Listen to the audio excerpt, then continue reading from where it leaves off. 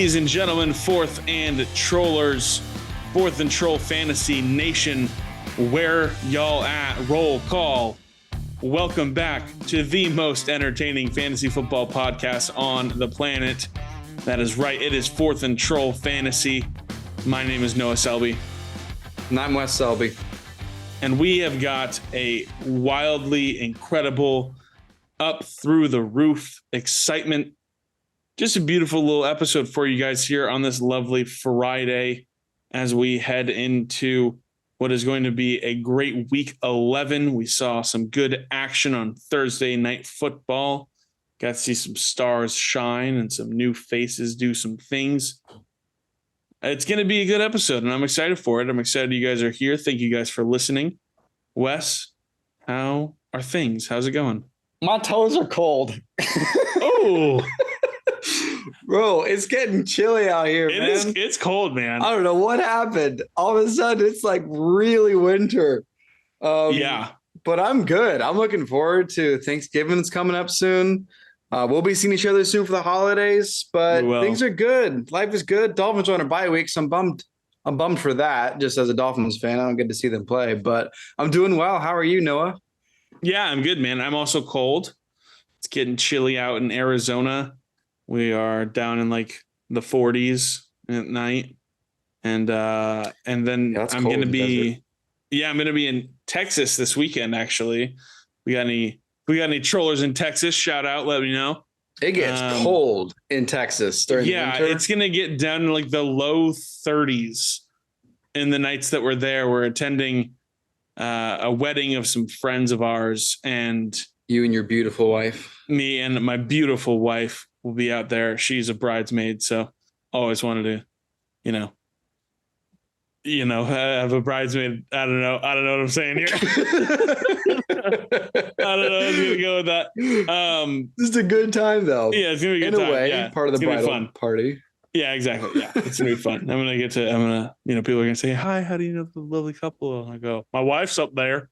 Yeah, and, I guess that's gonna be my accent because I'm in Texas. So. Right, you got to blend in. Yeah, it'll be fun. Hi, it'll be good. But yeah, no, I'm doing good, man. It's been fun. It's exciting, and we had to watch a good game on Thursday night.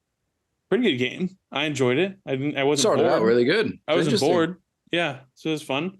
But yeah, like I was saying, we got a great episode for you guys today. Before we jump into it, we do want to let you guys know we're going to be taking a little break from Fourth and Troll Fantasy just for the Thanksgiving holiday. We're not going to be releasing another episode until December 2nd. So we're going to get this Friday show here. And then you guys aren't going to get a Tuesday next Friday or the Tuesday after that. We're going to take a little bit of time off here just to take time and be with family and spend time together. And we hope nothing but the same for you guys as well. So we are going to be doing something, though, a little bit special on social media over that little break. So make sure you guys are following us on all our social media outlets. We're on Twitter, we're on Instagram, we're on TikTok, we're on Facebook. As you hear us say at the end of all of our episodes, look for our mascot, Teddy the Troll. He's that little green guy that you're looking at here on the podcast thumbnail. And on Facebook, as I said, on social media, Instagram, Twitter, and TikTok, we're just going to be at Fourth and Troll, the number 4, TH and Troll. And then on Facebook, you can find our Facebook page, which is Fourth and Troll Fantasy. Again, just look for the little green guy, Teddy the Troll. Look for our buddy. He's going to catch your eye there, and make sure you're checking us out there and following us and engaging with us. DM us any questions you may have, anything like that. We'd be happy to engage all the time, but especially as we are going to be off of the podcast radio waves here for a little bit. And be sure you're just tuning in with us. It's going to be a lot of fun. But with that being said, we've got a great last little episode here before our break. Wes and I are going to go over Thursday Night Football, Titans and Packers, give you some studs and duds. But first things first, Wes, let's hear the need-to-know news for all the trollers out there. What do we need to know going into Week 11? Well, as a lot of us are affected as fans of football, we have to grieve 4 weeks at least without Cooper Kupp, who underwent ankle surgery. He's on the IR now for the Rams. They aren't yet willing to rule out the possibility that Cup could return in week 15 after a minimum of that 4-game stint on IR. But with the team sitting on a 3-6 record and on the outside, definitely on the outside, looking in for a playoff spot, there's a chance that the superstar wideout misses the rest of the 2022 campaign. It's a bummer. We'll have to just see. Of course, Allen Robinson, Tyler Higbee can be options for the world of fantasy, but very likely without Cooper Kupp for the rest of the season. Very sad about that. Yeah. Also, a surprise IR. I did not really see this coming because he continued to play after the game. But after Monday Night Football, Dallas Goedert suffered a shoulder injury and is going to miss multiple weeks. He did end up on IR. He will play again this sometime during the season. The Eagles have said that. It remains to be seen just exactly what the timetable looks like. Who knows if they meant the regular season or if they just mean postseason, because they're obviously in a great spot to have a high seed. We'll have to wait because he's been a fantastic option in the tight end position. The Bears also decided they were going to play someone on IR. Backup running back Khalil Herbert in that dual threat two-headed monster backfield. Khalil Herbert is on IR, meaning for at least 4 weeks. David Montgomery will have the backfield all to himself, as long as Justin Fields decides to hand it off, because he is really good at running as well. So we'll see how often David Montgomery gets the ball. Point being, Khalil Herbert's on IR. There's definitely a quarterback controversy for the Washington Commanders. As Ron Rivera said, quote, "We'll see on who will start between Taylor Heineke or Carson Wentz now that Wentz is off IR. And although Wentz has been activated off IR, he hasn't practiced this week, so the decision is made easier for the time being as Heineke will go under center. Also, Rivera said it's uncertain if Chase Young will earn this week for anyone interested in starting the Commanders defense after what they pulled off against the Eagles. Just something to keep in mind. If any of you saw Justin Jefferson show up on the injury report with a toe injury, don't be worried. It's nothing major. He'll keep owning the NFL. He'll play Sunday. Don't be alarmed. Everything's good to go. Slot him in your wide receiver one's spot and get ready to watch him dominate once again. Speaking of Rams, as we talked about with Cooper Kupp, Matthew Stafford returned to practice from the concussion protocol. Will start on Sunday, barring any setbacks. He'll be good to go. In Arizona, Eno Benjamin, we talked about last time, Eno Benjamin was released from the Cardinals on Monday and was immediately signed the next day of the Houston Texans. Dameon Pierce will still be the RB1, but we'll just monitor how much Eno Benjamin eats into Pierce's role, if at all. Also, before Thursday night, Packers released wide receiver Amari Rodgers on Tuesday. The Texans also immediately signed him too. So they've got Amari Rodgers, Eno Benjamin in the Houston offense. We'll see if they make a difference because not really anybody outside of Dameon Pierce is doing much. Also from Philadelphia, A.J. Brown rolled his ankle on Monday Night Football early in the first quarter. They did wrap it up. He did continue to play. He's good to go for Sunday. He's just been limited occasionally for that reason. They get a full participant on Thursday, something like that. He'll be fine. You can start him. While Jerry Jeudy in Denver remains to be day-to-day, Broncos' other wide receiver, KJ Hamler, will miss several weeks, possibly funneling more targets for Cortland Sutton, maybe a little bit of Greg Dulcich, or as we call him, Greg Noah's savior, Dulcich, if you remember him talking about that incredible waiver pick last minute. All right, so despite the rumblings of Jameis Winston returning as the starter, not only will Andy Dalton continue to start, but their head coach, Dennis Allen, doesn't know if Jameis Winston will ever be 100% healthy this season. So something to remember is Noah's been making the case that Alvin Kamara's production may go down if Jameis Winston returns. That may not be a factor with all the PPR that Kamara has with Dalton. Just something to keep in mind for any of your Saints players. Kansas City, my freaking waiver wire ad from like a week ago, McCole Hardman was placed on IR on Thursday. And then Juju Smith-Schuster is also did not practice on Wednesday. Same as Marquez Valdez-Scantling. He did not practice Wednesday. So at this rate, Kadarius Toney could just be the wide receiver one in Kansas City. Just keep an eye on how those other receivers play, especially if you got Toney or anyone else. We'll see if any of them play Sunday. Who knows? Just keep your tabs on all those Chiefs wide receivers. Okay, Ezekiel Elliott. He's likely going to play on Sunday unless there are any kind of setbacks. Now, he himself said he felt good to go last week before they ruled him out against Green Bay. it'll be very interesting to see how he and Tony Pollard are going to split this backfield after everything that Tony Pollard has done in his place the previous 2 games. A couple more here. DeAndre Hopkins did not practice on Thursday due to a hamstring issue. This is important to note because Hopkins and the Cardinals are going to play on Monday night in Mexico City. So this will definitely be something to monitor. If you're going to slate him for the Sunday games, just in case you need to find a replacement for him, it's always good to kind of put someone in that late window in a Monday night in your flex spot. If something like this comes up, just monitor DeAndre Hopkins very closely. And last but not least, the Buffalo Bills game that was going to have over 6 feet of snow, might have heard by now, is getting pushed into the Detroit Stadium where the Lions play. So they're getting moved from the heavy snowfall of Buffalo into just an equally cold game in Detroit. Passing game is going to be fine. Running game is going to be fine. It's going to be for their safety. As fun as it would be, I'm bummed I'm not going to be able to see all that snow. But that's it for the news. Now, let's recap Thursday night between the Titans at Lambeau Stadium against the Packers. Noah, pretty interesting game. Surprising for Packers first couple quarters. I liked what I saw. Definitely an interesting game. Just want to add on to that. Just want to echo what you said, Wes. I'm very disappointed in the NFL's decision to move this game from Buffalo. It would have been so fun. The amount of viewership you could have had on the single game, it would have been the Super Bowl. It would have been the same amount of viewership as the Super Bowl. Incredible. Yeah, we're talking about, all right, let's 6 feet of snow. They're playing. Let's see what happens here. Like, guys, bad choice. Bad choice. You lost my viewership. There you go. Now I'm not watching that game anymore. So yeah, you're down one.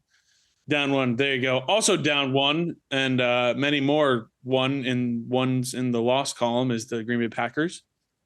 Because while we thought maybe this might be a good one, a little bit of a shootout here, and I'm not really sure. I'm not really sure what we're gonna do with this Packers offense here. Excuse me. What I will say is that Aaron Jones does seem to still be fairly consistent for you. 14 points isn't definitely, he didn't hit projection. I believe it was projected around 15 point something. But 14 points, you're never going to be really super disappointed in. You still have those 18 plus opportunities, 19 opportunities in this game. Just didn't necessarily seem to, you're probably not going to lose because of a 14-point game from Aaron Jones. But, I had mentioned, these workhorse backs do decently against this Titans team. Dameon Pierce had a 14-point game. Jonathan Taylor had a 15.5-point game against these guys. Aaron Jones falls right in between there, 14 points. So not too bad from Aaron Jones. Derrick Henry, though, man. Oh, boy. He's good at football. That's a good way of putting it. He's good at football, yeah. He's good for fantasy football owners, too. 25.36 fantasy points. 28 carries. Again, he is just a beast. He gets the ball handed to him so much. It's pretty ridiculous. But 28 carries, 87 yards, and a touchdown on the ground. 2 targets, 2 catches for 45 yards through the air, receiving. And then through the air, passing. He threw a touchdown. Apparently, and we're just going off the box score here, you guys, but someone comment and tell us, or message us and tell us if you remember this, but apparently Derrick Henry threw 2 passes tonight. I can only recall one, which was the touchdown pass.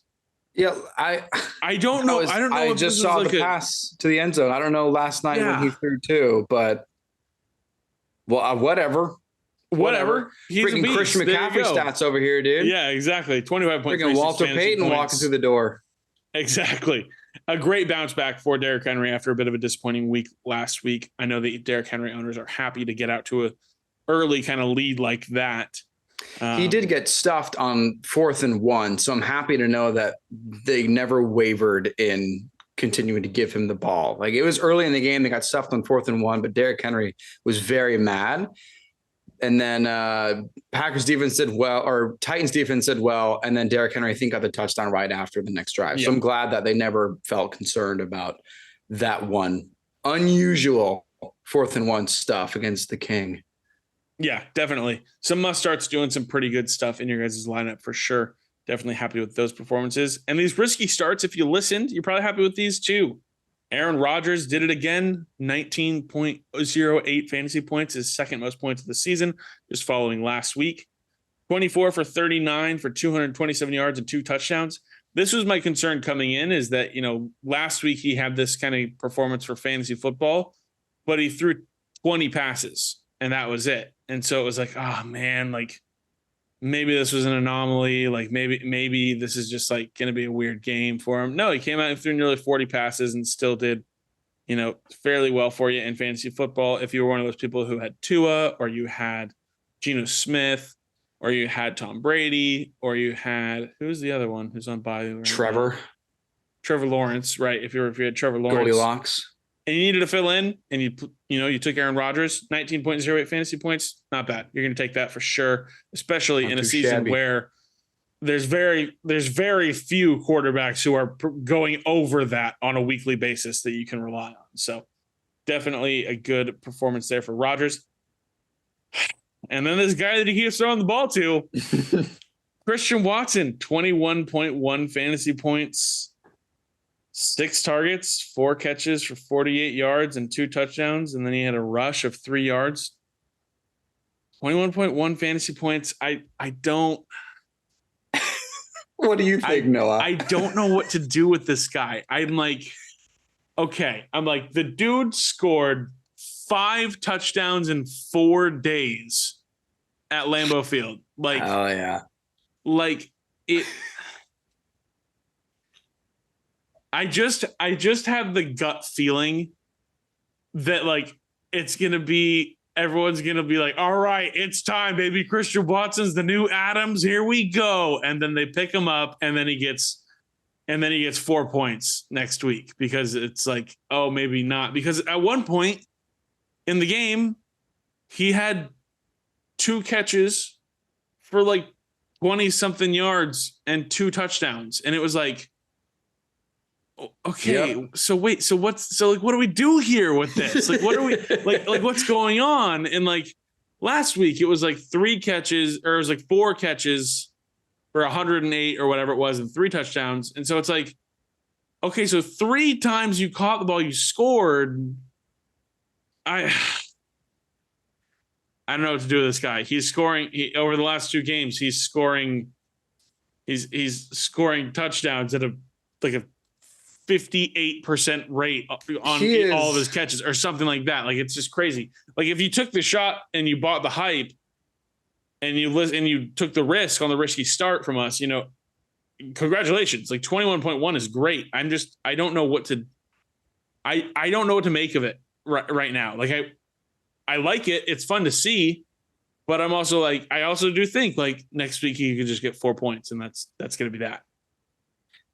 It's very difficult to decipher, because again, in total for Thursday night and Sunday against the Cowboys, he has 8 catches, 5 touchdowns. Yeah. That is BANANAS. I don't even know how. Call Gwen Stefani. Like, right. I don't know what Gwen, to say. You're listening. You understand. This is BANANAS. You understand this is BANANAS.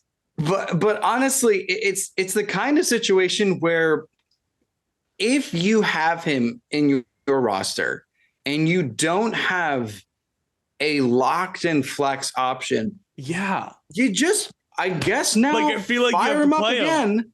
Yeah.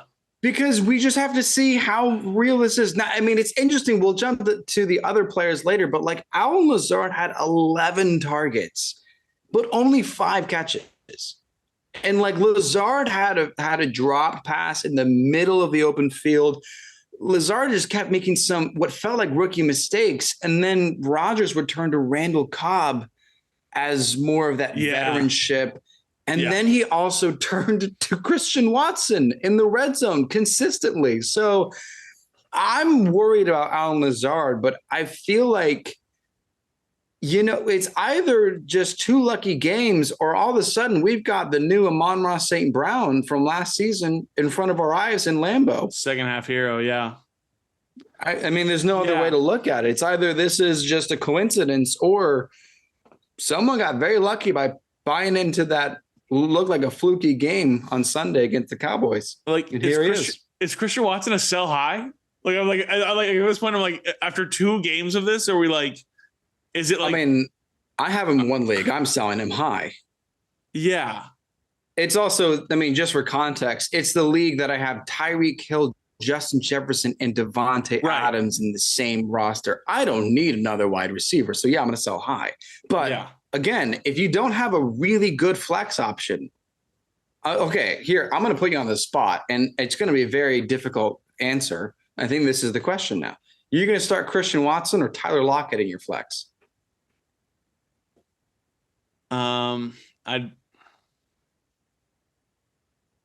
I'd probably still start Tyler Lockett. I think that's the Seahawks offense is very good. And while 2 games is great here from Christian Watson, I think if I'm deciding next week, I'd still go Lockett. And I mean, I'm also maybe taking schedule into but not even schedule. I don't really even care who they'd be playing. I think I'd still go Lockett, but it's like it's a conversation. Like, it's a conversation if it's like, hey, like Adam Thielen, who's averaging 7 targets a game this season, or Christian Watson. And it's like, yeah, I'd probably go Christian Watson. Like, I'd probably go Christian Watson there. Like, he's probably like a very viable flex option that it feels like how I felt about Curtis Samuel at the beginning of the season. Like, it was like, wow, this is unexpected, and he's doing really well. And like, I think I have to play him until I see like 3 poor games in a row. Like I feel like that's where I'm at with him right now. And so it's I like that. This will be a great test in week 12 because they play the Eagles on Sunday Night Football.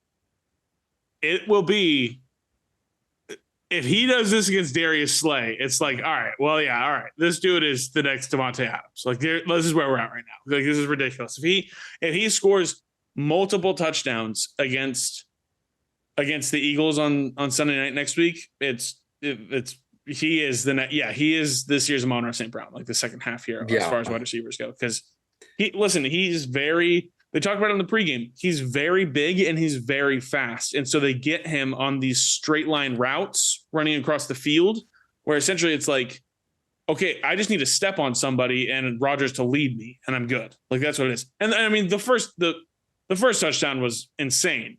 We haven't even talked about that play yet, by the way. That play where it was just like Rodgers was like, oh, I'm going to try and get a free play here.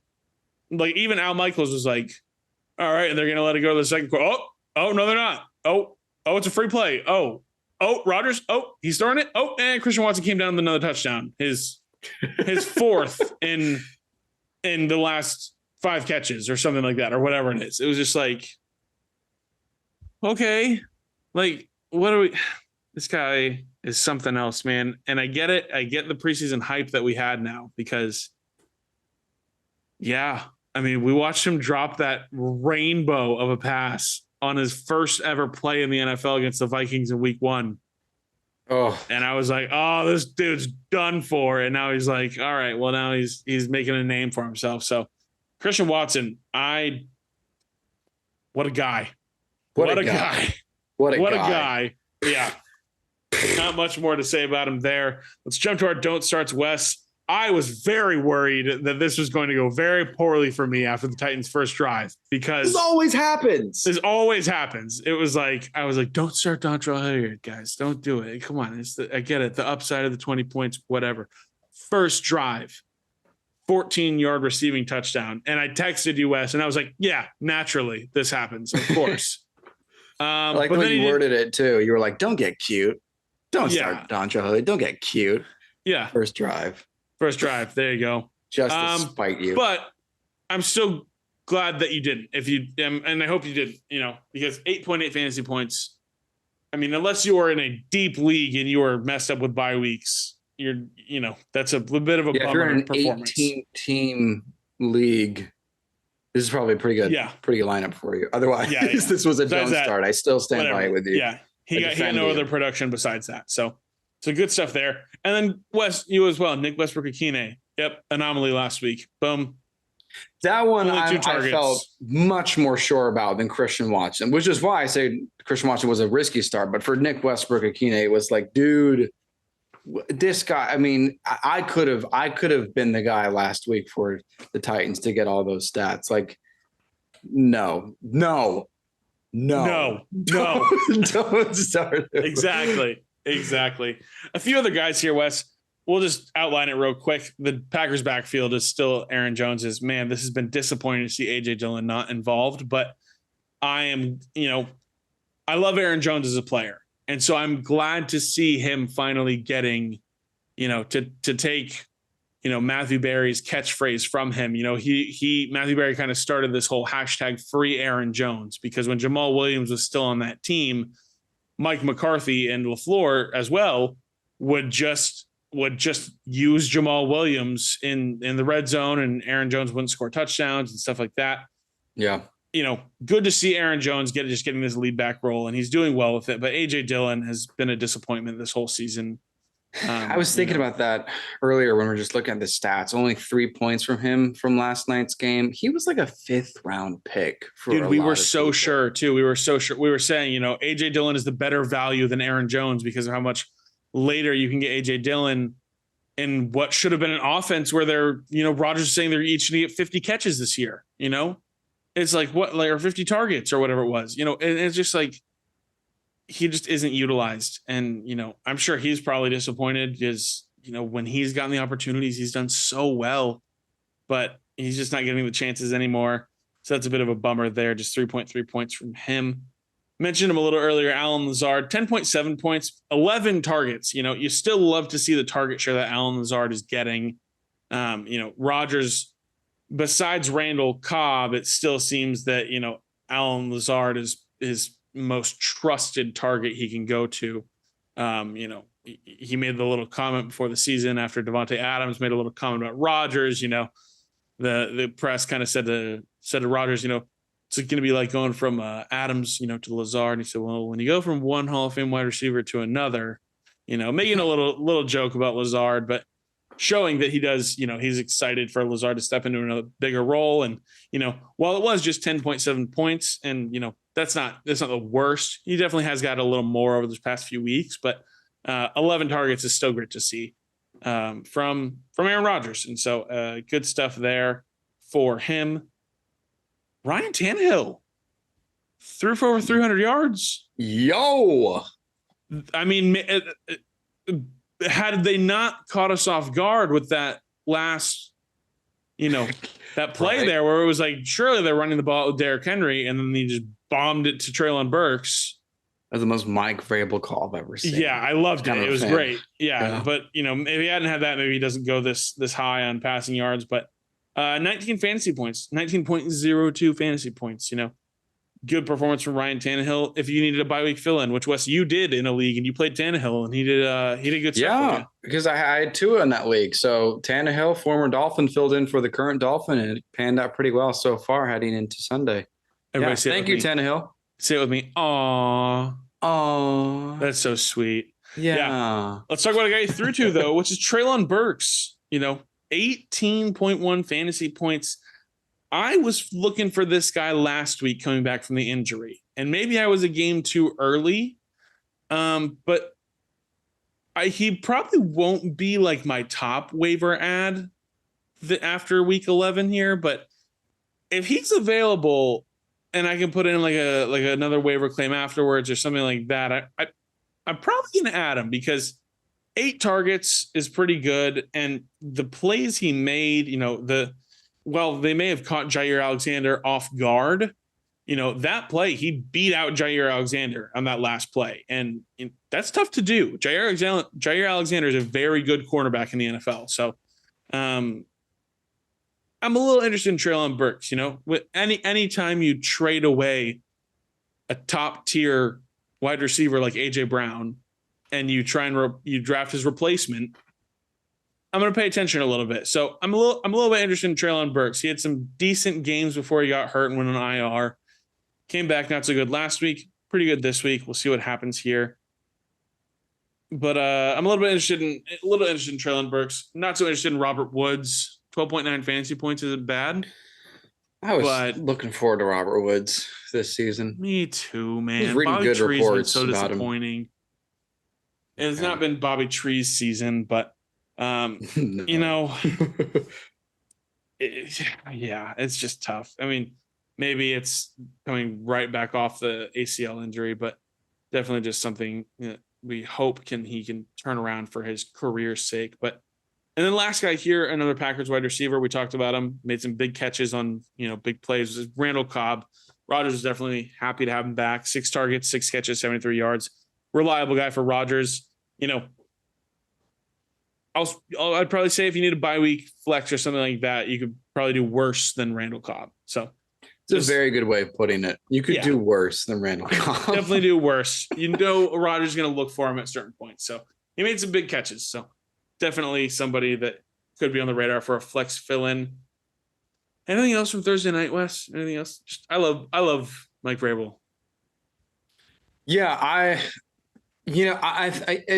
don't be. I mean, it's going to be weird to say, but like, what if this is a Titans versus Giants Super Bowl? I mean, they're both 7-win teams, and nobody's like really realizing, they could beat anybody, both those teams. So, well done to Vrabes. I did have one last thing from Thursday night. Just we were talking about. We were repeating what Aaron Rodgers was saying about the A.J. Dillon production we were going to expect. How many? Did he say like over 40 receptions for both running backs? Does that sound right? Is that what Rodgers said? Something like that. Yeah, it was like 40 targets or something for both of these guys. Well, right now, A.J. Dillon has 25 targets and 16 catches. So you need to step it up if we're going to see that fulfilled from his preseason prediction. But I don't know. Do you drop AJ Dillon? Is it time? I dropped AJ Dillon in a league I had him in a few weeks ago. Yeah. I don't think there's any reason to hold on to him besides there's still so much promise. If you're like waiting on like an injury. Like I just don't an injury to Aaron Jones, but don't do that because I feel like it's dumb to keep somebody around on your team. There's somebody else you could get. I dropped him a little bit ago. It's just disappointing. All right. Let's just closure then. I guess just closure on the AJ Dillon story for fantasy. From not a fantasy standpoint, just real quick. The Titans are pretty good, man, and they don't look like they are. they were saying they've won 7 out of their last 8, and the one they lost was a Malik Willis quarterbacked game against the Chiefs that they lost in overtime. Like. They're good. What? Like, I don't know if because I don't know if it was them getting just absolutely embarrassed by the Bills in week 2, but something about the culture of that team, and they're similar to the Giants. They don't even have AJ Brown. It's like they have Derrick Henry, obviously, who's a star. Giants have Saquon Barkley, who's a star. Some decent names on defense. Besides that, if there was a It's gonna be Titans Giants Super Bowl. If there's a culture builder coach of the year award, it would be between Brian Daboll and Mike Vrabel, because it's just these guys just do something with these teams of like practice squad receivers that it's like I'm like, what are we doing here? But they get it done, and they get it done. Something else. Good for them. I'm happy for both organizations, especially Giants being in a slump for a while. Me too. Enough of reality, Noah. Yeah, enough reality. Let's move on here. We'll do one more thing before we close out our show, Wes. Obviously, we got to do some studs and duds for week 11 before we head off for a bit. But Wes, let's start out. Who is your stud for week 11? Yeah, it's short and sweet, but I'm saying for this week, my stud is going to be Courtland Sutton. I'm not excited about him for the rest of the season. Make no mistake. I just think this week is a pretty good option. So last game, Courtland Sutton saw 11 targets. That's pretty good. However, he hasn't seen double-digit targets since week 5, which is why I was saying it was time to sell him, move on. I know he was my guy. I had him in my top 10. Maybe he was like number 5. I think he was a top 5 receiver in my pre-regs. That Broncos offense has been garbage, but it's been pretty SPDB. Here's the thing, though. There's probably not going to be Jerry Jeudy on the field. He's day to day.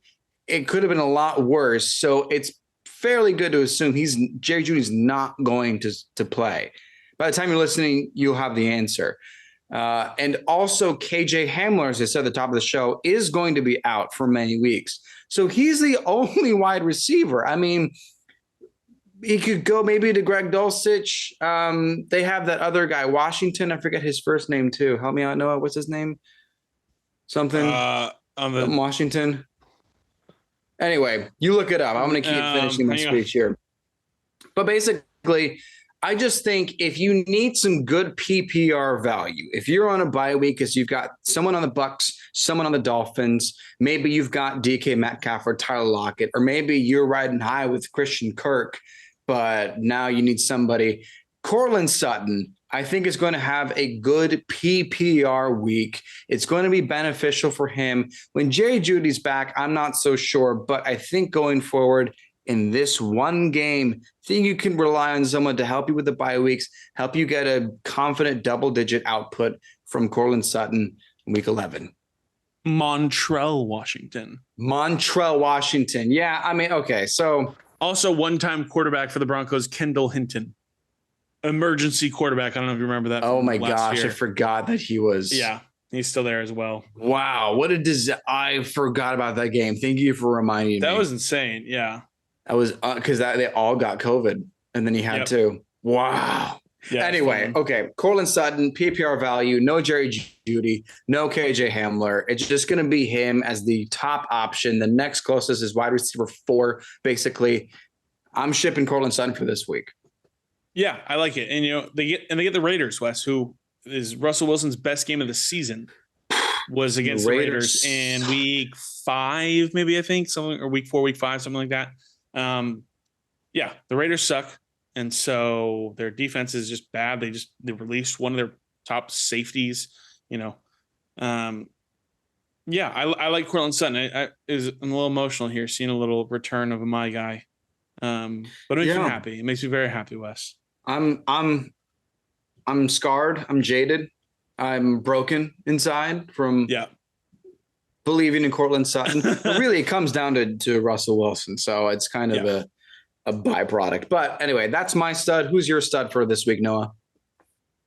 My stud for week 11. That's right. It's the preseason hype train, baby. It's Isaiah Pacheco. Isaiah Pacheco is a week 11 stud. Listen, he's started each of the last 3 games for the Chiefs, seeing a higher snap share than Clyde Edwards-Helaire every week that he started. He's coming off a week where he had a 56% snap share in comparison to Clyde Edwards-Helaire's 6%. Clyde Edwards-Helaire played 4 snaps last week. Andy Reid's come out and said, we didn't mean for that to happen. It was just kind of how the game flow went. I don't really care. I mean, I don't know. You played the Jaguars. I don't know why it was like, that's how the game flow went. Well, whatever. You still throw the ball a bunch anyways. But the Chiefs get the Chargers this Sunday night, and they have not been too friendly, or they've been very friendly, very friendly to running backs. And Pacheco's 3 games with at least 10 carries this season. He's averaging more than 5 yards per game. Every single game this season, the Chargers are allowing 5.6 yards per carry and 168.7 rushing yards per game against to their opponents. Pacheco's running mate CEH put up 15.8 fantasy points against this Chargers defense while they had Joey Bosa on the team in week 2. So I am looking forward to Pacheco getting a good opportunity here, maybe having a little bit of a coming out game in the NFL this week against the Chargers. Because it's also worth noting the Chiefs, as we talked about, don't have Mecole Hardman for the next 4 weeks. And the health of Juju Smith-Schuster and Marcus Valdes-Scantling and their availability is in question. Could mean a little bit more creative opportunities for Isaiah Pacheco. Listen, if you're somebody who's missing guys like Kenneth Walker III or any of the Florida running backs, Etienne, Fournette, Rachaad White, Mostert, Jeff Wilson, whoever it is, all those Florida guys are on a bye week. Isaiah Pacheco could seriously bail you out this week. I think Pacheco can get in the end zone this week, scores first touchdown since week 1, and put a solid fantasy output this week in week 11. He is my stud for week 11. Isaiah Pacheco, book it. Did Andy Reid actually say that wasn't part of the game plan for CEH? That was, I don't know if it was something to that extent, is that, he's to the media or something acknowledged that someone said, Clyde only had, 4 snaps, what kind of happened there. And he said, well, it wasn't part of the game plan. It just, it just kind of played out that way. And we're going to do our best to correct that or something. And I'm like, why? Don't. He's not good. Like, don't do that. But someone did. That was something they did end up saying. So that is funny. I'm not taking that to heart when it comes to, this pick for my stud. He has a 9-point projection this week. So, if you're in a position with bye weeks that you need to fill in, like I am, I'm playing Pacheco this week. So it's not like I'm standing by my word. I'm rolling out there with you, trollers. He is in my lineup this week, and I'm excited about it. I'm excited about it as well, for all the reasons I just stated. So Isaiah Pacheco, week 11 stud. I'm excited about it too, because I know Jerick McKinnon has been involved in the PPR game, but the way that Pacheco has become a very interesting threat in the running back position. He is not the typical ball carrier.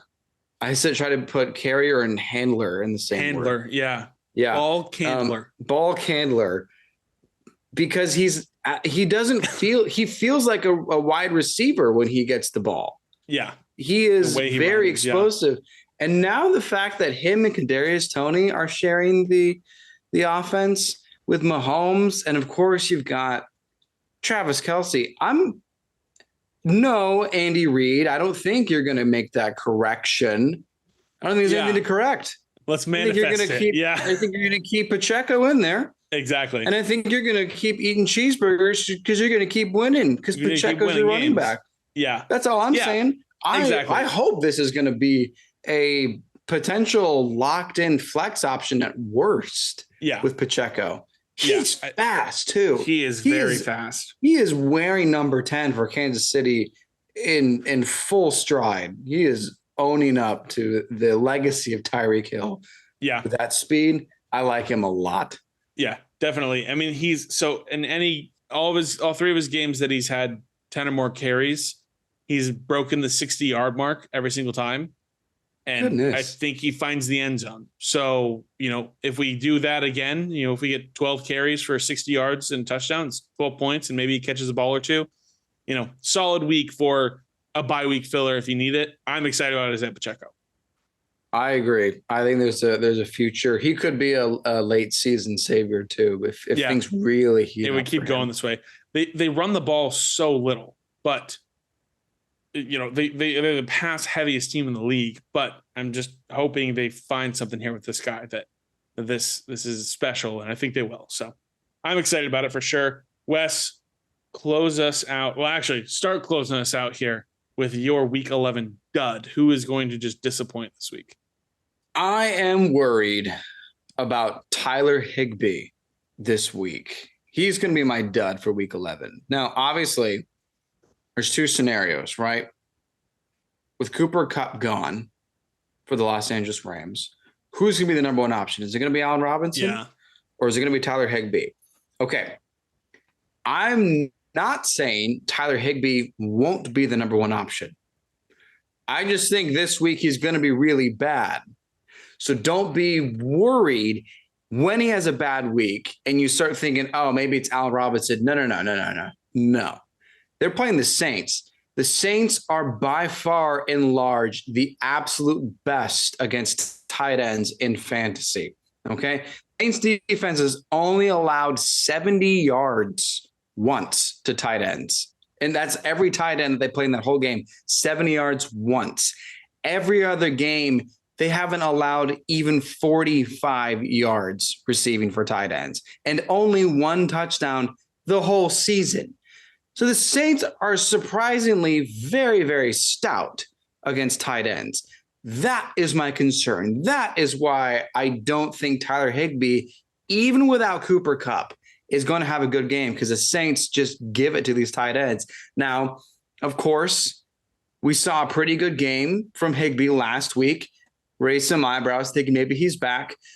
I'm on the side that it was a little fluky because it was John Wolford, and we've seen over the last 3 games combined, Tyler Higbee has 3 catches and 22 yards combined from the last 3 games with Matthew Stafford under center. I know that Cooper Kupp is gone now, and Cooper Kupp was there in those last 3 games, but my point is just that the Saints defense is really good. So if there is a confusion about who's the number 1 option and Tyler Higbee has a bad week, don't be worried that it's a concrete evidence that Allen Robinson is the guy. No, it just means that the Saints are still really good against the tight ends. And I think that's the reason that Tyler Higbee may not be involved right away in this post-Cup season. I am terrified to play any Los Angeles Ram, especially this week. So I'm with you on this, Wes. Mm-hmm. I think there's 2 possible outcomes here. I think Tyler Higbee could finish with 4 points.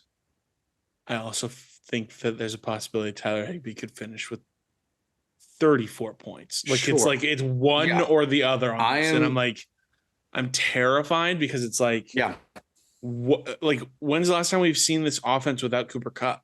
What does this look like? Especially in a season where Matthew Stafford is not playing well, and the only person he's had a connection with has been Cooper Kupp.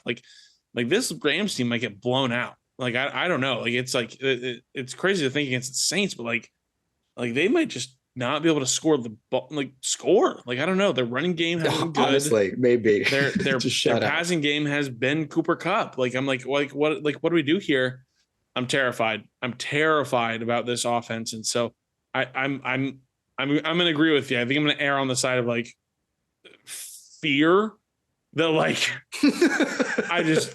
he's going to suck. And I'm just going to say that because he's going to dud. He's going to dud. This is something that I remember saying in the very first Studs and Duds, which we did for the Thursday night must starts, risky starts, and don't starts. I was talking about Cooper Kupp as the must start for Thursday night as the Bills. Of course, why wouldn't you start him?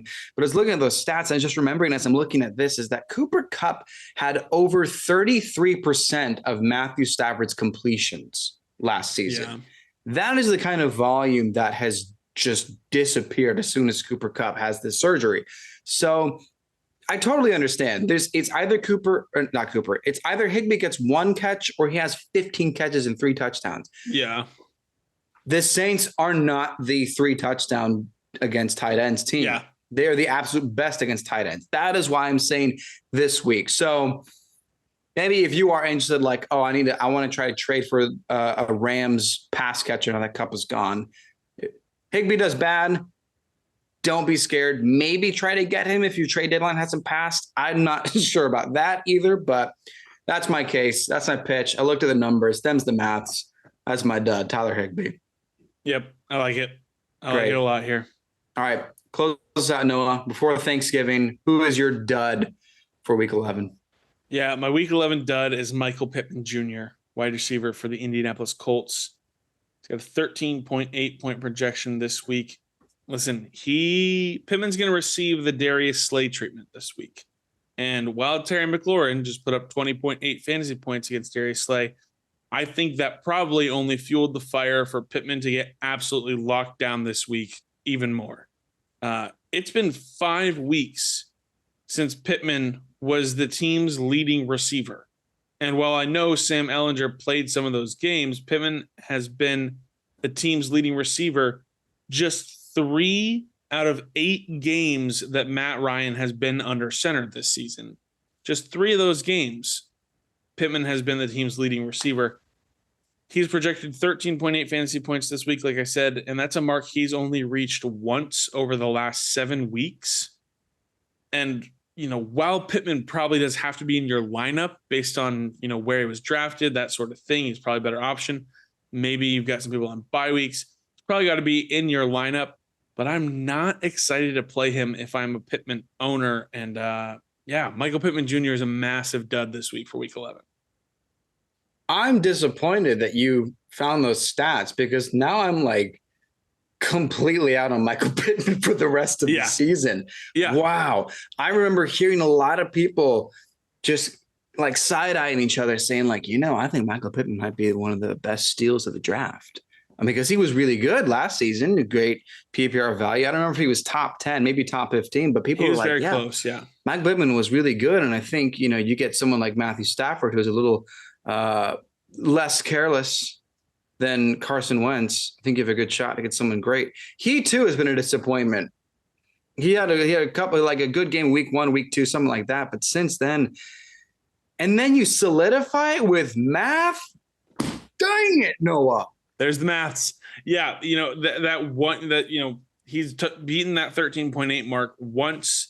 That was the one game where he had like 13 catches for 130 yards game. Besides that, he's stayed under 13.8, 6 of his last 7 games.